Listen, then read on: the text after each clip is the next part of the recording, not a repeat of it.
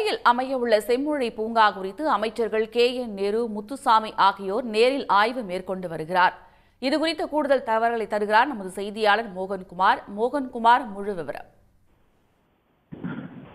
உலக தமிழ் செம்மொழி மாநாடு நினைவு கூறும் வகையில் கோவையில் செம்மொழி பூங்கா அமைப்பதற்காக அன்றைய முதல்வர் மு கருணாநிதி அவர்கள் அறிவித்திருந்தார். இந்த நிலையில் அதற்கு பின்பு வந்த அதிமுக ஆட்சி கிடப்பில் போட்டது. இந்த நிலையிலே கடந்த 2021ஆம் ஆண்டு கோவையில் நடந்த அரசு விழா ஒன்றில் செம்மொழி பூங்கா கோவை சிறை மைதானத்தில் அமையும் என்று தமிழ்நாடு முதலமைச்சர் மு.க.ஸ்டாலின் அவர்கள் தெரிவித்திருந்தார். அதன் அடிப்படையில் அடிக்கல் நாட்டப்பட்டு பணிகள் விறுவிறுப்பாக நடந்து வருகின்றன.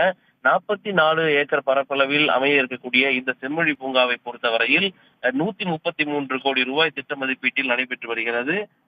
பிரத்யேகமாக நடைபாதை, கூட்ட அரங்கு உள்ளிட்ட அம்சங்கள் இதில் இடம்பெற்றிருக்கின்றன. இந்த நிலையிலே இந்த கட்டுமான பணிகள் என்பது விரைவில் முடித்து பொதுமக்கள் பயன்பாட்டிற்கு கொண்டு வர வேண்டும் என்று முதலமைச்சர் தெரிவித்திருக்கிறார். அதன் அடிப்படையில் டிசம்பர் மாதம் இந்த செம்மொழி பூங்கா திறப்பதற்கான நடவடிக்கைகள் மேற்கொள்ளப்பட்டிருக்கிறது. தற்பொழுது கட்டிடங்கள் கட்டப்படக்கூடிய சூழலில் விரைவில் இந்த பணிகள் முடிந்து பூங்காவுக்கு தேவையான மற்ற விடயங்கள் அமைக்கப்படும் என்று தெரிகிறது. இந்த பணிகளை ஆய்வு செய்வதற்காக தமிழ்நாட்டுடைய நகராட்சித்துறை அமைச்சர் KN நேரு மற்றும் வீட்டுவசதி வாரிய அமைச்சர், கோவிலுடைய பொறுப்பு அமைச்சராக கூடிய முத்துசாமி உள்ளிட்டோர் நேரில் ஆய்வு மேற்கொண்டிருக்கிறார்கள்.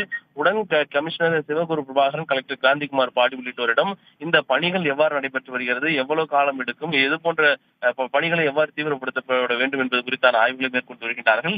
இந்த செம்மொழி பூங்காவை பொறுத்தவரையில் செம்மொழிக்கான ஒரு பல்வேறு விடயங்களை பறைசாற்றும் விதமாக பல்வேறு அம்சங்கள் அமையப்பெறும் என்று தெரிவித்திருக்கின்றார்கள். இந்த பணிகள் என்பது விரைவில் முடிவு பெற்று டிசம்பரில் திறக்கப்படும் என்று தெரிவிக்கப்பட்டிருக்கிறது.